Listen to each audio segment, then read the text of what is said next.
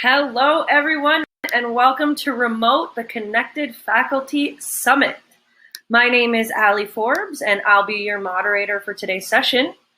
Before we get started, there are a few things to note. On the left-hand side of your screen, you'll see a panel with a few key tabs. First, there's a chat tab that allows you to interact with your fellow attendees. I see some of you are already in there introducing yourselves to each other. On that same chat box, there's a questions tab, which enables you to submit your questions for the speaker to answer at the end of their presentation. And as well, there's a slides or other related resources tab. Slides and other related resources can be found in the handouts tab. If needed, you can resize and rearrange the panels on your screen just like you would a browser window. Click the icons on the bottom of your screen to open or close additional panels, such as the speaker bios, abstracts, share, and often handouts. Should you have any technical issues, please first try refreshing your browser. If your issue is not resolved, please submit a note in the questions tab for assistance, and our engineer Noelle will do her best to help you out. Today's presentation is being recorded and will be available to watch on demand after the event. So now on to the good stuff, on to the presentation, creating a dynamic learning environment by leveraging tech. Discussing today's topic is Wade Hyde, professor at Dallas College.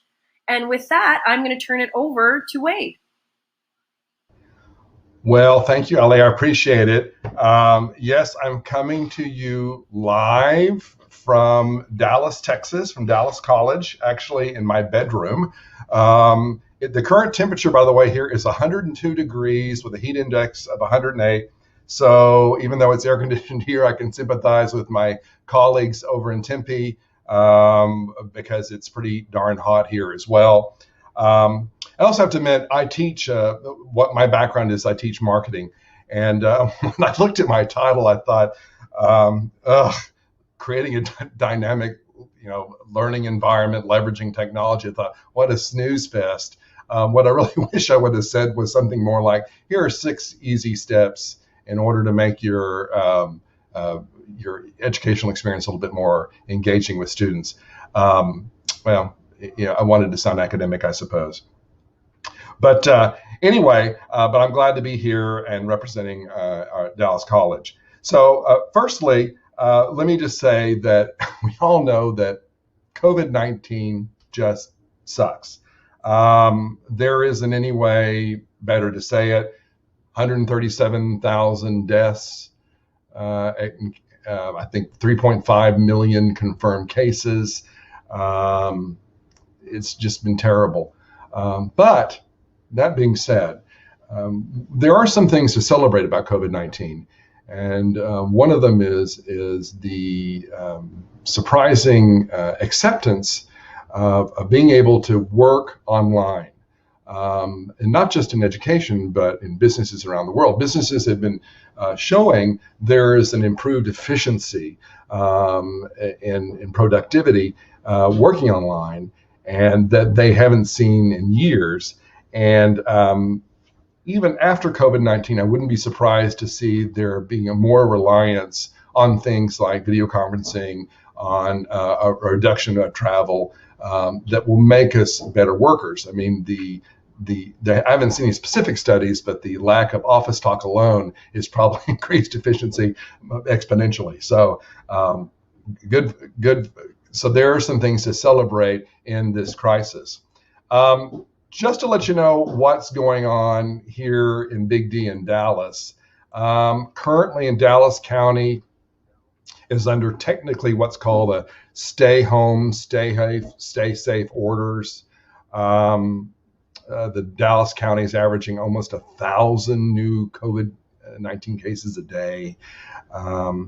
This past week, Dallas County announced that the majority of deaths were coming from ages 18 to 24. That might be a temporary phenomenon, but since June 1st, the majority of COVID-19 cases are in the age group of 18 to 39. So, and that's a demographic that's important to Dallas College. That's who we target. So these are tough times for Dallas. By the way, in case you're not familiar with Dallas College, you don't need to be surprised. We're new in the sense that as of July 1st, Dallas College took 7 independently accredited institutions that were part of the Dallas County Community College District and combined them into one obnoxiously large college.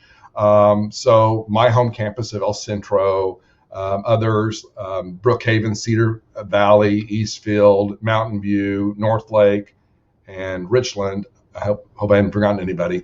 All of got together, and when you put all of our students together, we have about 100,000 or so unduplicated students. I think that puts us in the top 5 institutions in the country.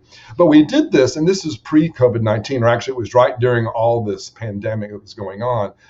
The district did this, first of all, because the obvious efficiencies of running one institution as opposed to 7, but also to help solve some issues regarding income disparity and solving poverty. Dallas, like most urban institutions, has we serve a lot of people who are challenged with poverty, of which that is disproportionately allocated towards people of color and a younger demographic. We also have an emphasis on partnering with employees and with other partners to help solve these issues.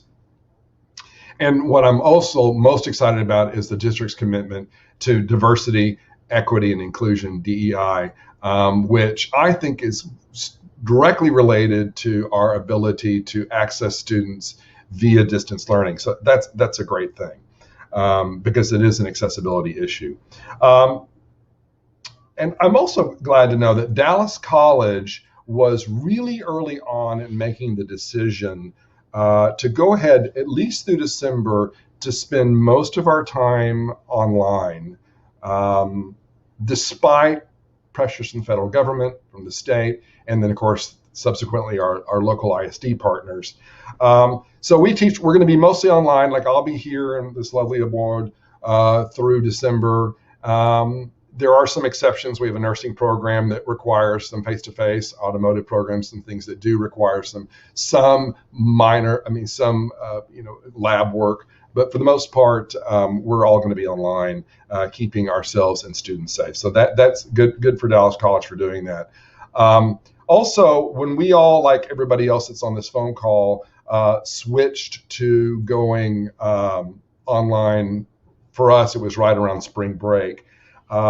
There was a large percentage of us that had been teaching online for a long time. I've been a telecommuter myself in business, and then, of course, been teaching distance learning for about 10 years or more. And but there were a certain percentage of faculty who had never done this. But what we were relieved to know is the Faculty Association took it upon themselves to survey our faculty, say, hey, are you ready? And the majority of faculty reported back they did have access to broadband and to computers, which was great. So that was really, really affirming. But what was even better is the response. We said, are you prepared to teach online? And there were certain percentages that said, I'm scared to death. Or I worked with one faculty member who literally did not have a computer at his house for whatever reason. And but all these faculty who weren't ready did meet the challenge and for the most part reported success. But what was affirming was that those faculty who said they were ready online was how many were willing to volunteer to help their peers in this transition process. And so the Dallas College, through the Faculty Association, created a buddy system to help faculty help faculty with this. And I think that's really important to have peer-to-peer support. So good for us. The other thing that we got that was really great was that we had a lot of wonderful administrative support from the district. And so as we were going through this insane transition from 7 independently accredited institutions into one large body, which we're still in the process of doing it. We're still in our infancy in that. Here came COVID-19, but the great thing is that administration, our interim provost, Linda Brady, had put out a statement that said, look, faculty are empowered to exercise increased creativity and flexibility in being able to deliver their classes. So what that did was it generated a lot of just, a lot of excitement among faculty that says, hey, I can get this done. And that was a wonderful thing to see, is to allow faculty just to take charge and to worry about they're not going to be punished for doing something wrong. But in fact, what was important was to get those learning outcomes out to students the best way that we can make it happen. And that will, of course, continue. We're still in this emergency, at least to the fall. So that was very, very successful. And of course, what we already know about COVID-19 and distance learning is that distance learning works. So I'm preaching to the choir, to the hundreds of people, or however many people are still haven't gone to happy hour yet. They're listening to me, but that distance learning is flexible, it's accessible, it's available 24/7, and it can be surprisingly personable when you leverage technology effectively. And so what do I mean by technology? It's not something, to be afraid of that term. But technology includes emails, it's texting, it's video conferencing, and of course, dynamic learning and automated messages. So all those things are important when it comes to being effective. So here are some what I kind of are calling best practices or best tips going forward that I think everyone should pay attention to. So the first one I want to say is this: emails are our lifeline as educators. And one day of responding to an email is just simply too much. It's too long. There was a recent survey by the Toyster Performance Solutions that said 41.3% of people expect a business to respond to an email within an hour or less. 41%. That most college institutions have a policy of returning an email within 24 hours. But more importantly, because of COVID-19 and because of our inability to be face-to-face with students, it has a higher priority now because our communication options are limited. So there's probably going to the new standard that I'd like to recommend going forward. And it is, we need to work to respond to student emails within 1 hour during work hours. 1 hour. Now, I'd like to make an announcement to all the administrators listening to me. Please do not create a policy for your faculty that says you now must respond to emails within 1 hour. I don't want to receive hate mails from around the country because this jerk in Dallas had said to do this. What I'm suggesting, this is the best practice, that we need to respond to emails in a timely manner. And 1 hour seems to be the industry standard in what we expect, or what our perception is of being responsive as far as customers. Next, but even more importantly, email. If you have the ability to text, I would really say, please do. There's evidence to suggest that it's much, much more effective texting than emails or phone calls. 98% of text messages are read compared to like 22% of emails. 90% of text messages are actually opened. I think emails are like 20%. That might have to do with junk mail. But people just tend to respond, and especially in a younger demographic, tend to respond to text messages more quickly and more efficiently and more effectively. Millennials in particular said that SMS is more effective, and they would rather lose their ability to talk on the phone versus their ability to text. I mean, that's really a critical point to say. It's why? Because it's more convenient. It's less disruptive than voicemail. They just prefer to text in general. They don't want to talk. And 20%, almost 20%, they never check voicemail message anyway. So that's really important to make note, is that they prefer texting. Now, there's a giant problem with this use of technology, and that a lot of LMS systems don't currently support direct texting from the LMS to students. Unfortunately, at Dallas College, we're using, frankly, an antiquated version of Blackboard that doesn't allow us to do that. So when I send out class announcement, of course, it goes immediately to all the students inside the internalized LMS system, and I have the option to send an email, which is great. But what would be even better is if when I send out the announcement, it immediately texts the students and say, hey, here's an announcement, or provides the actual text itself of the announcement, which is even be better. And by the way, ideally, LMS systems should be set up so that students choose the method of communication. So if students prefer to hear from their professors or the system from text, and that's how then they can select text. If they prefer email for some reason, then they can send email. If they prefer snail mail, then they should be able to get it through snail mail. But the point is, it's about the student's preference, not ours. It's not about me. It's about what the students want to do. And that's what's a critical aspect. So if you can text, you can, but we are currently challenged, a lot of us, being able to do that. Video conferencing, of course, we are all here on a video conference, whatever technology this is. Zoom, of course, infamously is available. And of course, there were some great talks today about synchronous education and putting 1,000 students together in the class, whatever. I have to let you know, though, I'm not a big fan of synchronous, and I'll probably get some chatter about this. I'm not a big fan about synchronous education in classrooms. And I'm not necessarily saying it's a bad thing. I just think there's some disadvantages. One of them is I think it's an accessibility issue. And looking at our population, for example, we have a lot of students who are working during this time. So they're just simply not available to meet. But what I do is I don't want to poo-poo using this great ability to be able to see what you look like and hear, see my waving hands, that sort of thing.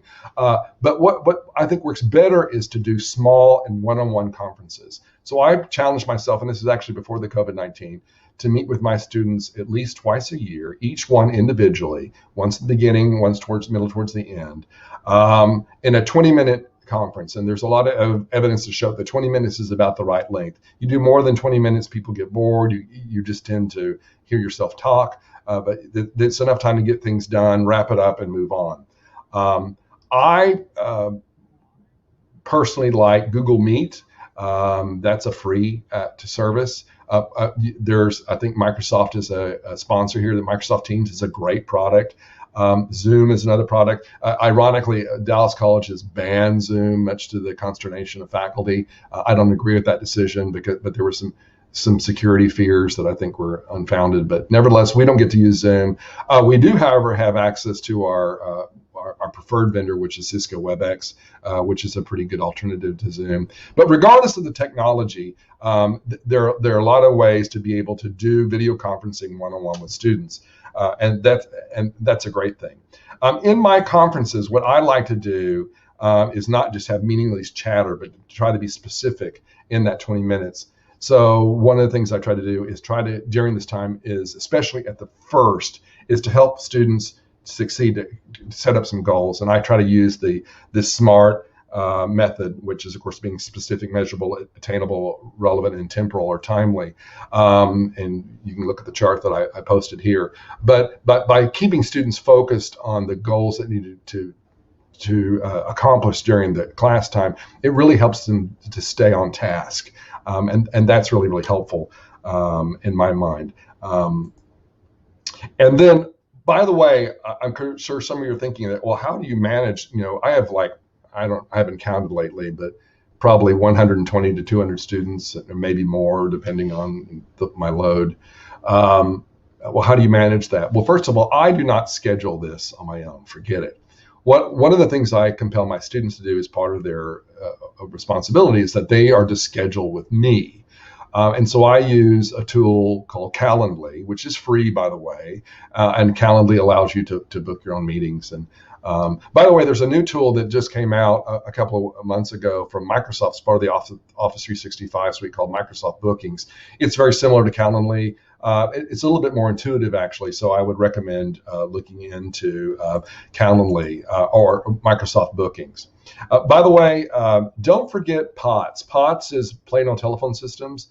Plano Telephone Systems are critical. Some students, by the way, tend to be camera shy, and they may not want to be on camera. So, but it's still important to have those conferences that are one-on-one. So consider having pots. My other, I guess, comment towards plain old telephones is to take your office phone that you have and forward that onto your directly to your mobile phone or to your home that you can answer. There's nothing worse than someone calling your office and getting a message that sounds something like this. Hi, this is Wade Hyde, professor of marketing in Dallas. Due to COVID-19, I'm not at the office right now. You can leave me a message here and I'll return your call sometime, who knows when, or you can email me at blah, blah, blah, or you can call me on my mobile phone at 512-555-1212. Thanks.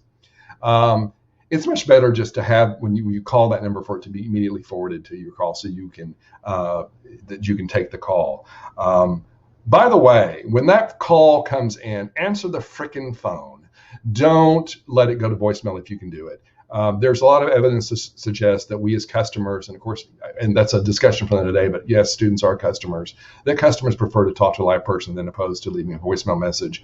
So if you can avoid it, try not to rely on voicemail if possible, and just pick up the phone and talk. That's very, very helpful. And by the way, I'm sure there'll be some comments later and I can talk about it. I have some background in it, but you can do something called masking if you're worried about your phone number being released, your personal phone number being released to students. There's a process called masking where you can use your office phone so that when you call from your mobile phone, you can mask it and it shows your office phone number. It would also change your caller ID. But you can look in, the technology is called masking. Not to be confused with wearing a mask as part of COVID-19 process. The last thing, and probably the most important, is to whenever possible use automated communications as part of your learning system. We use dynamic learning. Of course, I'm a big fan of it. Is characterized by keeping students engaged through activity and progress. And one of the benefits, and it uses artificial intelligence, and there are a lot of talks about that. Little talk about great dynamic learning, and there are a lot of providers who do it. I'm a big fan of Lumen Learning. Lumen Learning is a partner of ours, and they have a great product that has customized communications that's embedded in the technology. So, for example, in their Waymaker software, and you set it up with a communication system, and it creates automated messages based on like benchmarks. So like when students take quizzes or whatever, and of course those are dynamically linked, so they do little projects or things as they read, and but as they go through these quizzes, and they have success or maybe they have problems, a message is generated accordingly. By the way, Lumen Learning is a courseware that's designed specifically for OER, Open Educational Resources. That's important for us at Dallas College. We have a lot of students who are at risk, who have a lot of financial challenges. And even though we recently launched a new Included Ed program that provides free educational materials, having OER available is really helpful to keep those costs down. By the way, so here's an example. So I got this student email back in February. This is for COVID-19. It caught me by surprise. And so, this email came in from me. It says, "Thank you, Professor. You can read it. I've been experiencing some major challenges in personal life that affected my ability to focus on studies like a few semesters, but I will catch up for sure." And I thought, well, what the heck is that about? But it was based on, they were replying to an automated message that came in from me that I had set up in a coaching scenario that said once she had completed one of the first quizzes, it generated this email automatically through artificial intelligence. And there were some great talks about that earlier today. But of course, I need to spend some time customizing these messages even more so, because after a while, students will get smart, like, oh, that's just an automated message. But you can be creative and create systems so that you don't really get a sense that that's the case. The last thing I want to talk about, and then I'll leave us a few minutes for questions, and then of course you can always email me later, is I do want to just highlight a technology, if you're not familiar with it, called Portfolium.com. I'm a big believer in allowing students to showcase their work. And so Portfolium allows your students to do this. So we create assignments capstone assignments in particular that students can use in the real world to demonstrate it. So like, for example, in Principles of Marketing, which is one of the classes that I teach, they create a marketing plan. They can upload that marketing plan. The example image that I showed in the slideshow is from a culinary student that the Portfolium folks highlighted as a great example. She wasn't even one of my students, but she happened to go to El Centro. But I really would encourage you to use Portfolium to let students get out and showcase their work. And you can actually, institutions can buy the assessment package that goes along with it. Dallas College, unfortunately, doesn't currently do that. But nevertheless, I can still have students do it, and then I just go out and look at their work just like anyone in the public, and then I have them create a one-page PDF, and that's what they turn in as that I assess, and that works out pretty well.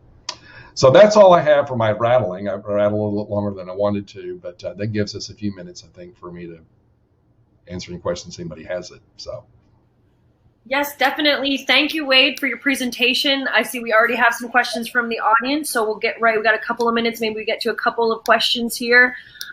First, from Natalie, how do you send a group text that takes into account FERPA?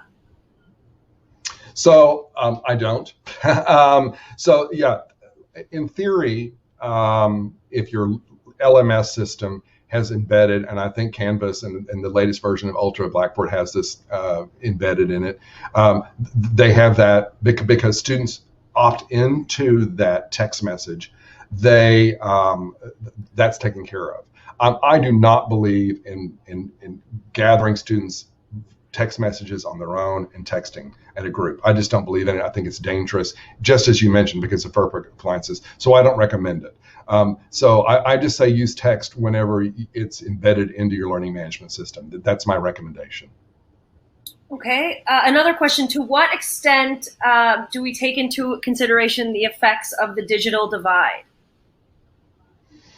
So yeah, it's a problem, and of course there's two parts of the divide. First of all, it's the divide between some students, especially those, and there is some evidence to suggest that those that are of color and of economic disadvantage have less technical training and experience and access to equipment than those who are, people who look like me, Anglo males, and who come from higher economic backgrounds. There currently, for example, in Dallas, that is an issue, and we are working to try to provide, for example, physical equipment. One of the things we do, for example, there was a discussion we had today that we have to be sensitive to the fact that there are some issues, like, for example, there's a technology called Respondus. It's kind of lockdown technology that you do for testing. The problem is that technology doesn't always work with things like Chrome browsers and things. So really what we're encouraging faculty is not to use that because it's not accessible to all students. So it's important. But the other part of that divide is also with faculty, is to get faculty to use some of these tools. Now, the things I use, like picking up the phone, is not that difficult to do. That's not that big of a large of a technological leap. Emailing on a regular basis is not difficult, but things like setting up a calendar and or scheduling program does take a little bit of time, and that's where professional development comes in, and that's where institutions need to invest in professional development. It's really, really critical, not only to help students learn technology, but really from the user standpoint, just like hopefully this conference is today, it shouldn't be that difficult to use, but it may take some professional development in order to deliver that. Okay, and just quickly, because we're almost out of time, I want to give you the opportunity to tie up this loose end. A lot of people have been asking about the disadvantages to synchronous learning. I knew it. I'd get flack for that. Listen, I think that synchronous learning is great. I mean, I was on a meeting today with 18 colleagues. I love it. It's fun, to live. The problem is, and this is why I like asynchronous education, is you have to remember it's about all of your students. And some of your students, like in our case, we have like 85% of our students are working part-time, and a lot of that is full-time. And so if you're having a class from 10 to 11:20 on a Tuesday, Thursday, you're wiping out, a big chunk of the workday. And what you're saying is, well, you have to stop what you're doing and come. And then, although you can watch the recording, that's boring. I don't know. You may be watching me of this recorded message, but the reality is that it's better to prepare materials so that students can access it 24 hours a day whenever they need it, but provide synchronous opportunities like one-on-one conferencing, and then create small group opportunities or ad hoc opportunities. That's what I recommend. Great. Well, unfortunately, we're out of time for today. So once again, I'd like to thank Hyde for joining us and providing us with his firsthand experience. Please be sure to explore the events to access more valuable resources from our sponsors and network with peers. Thanks to everybody participating today, and have a great evening. We're looking forward to seeing you again for the rest of the conference.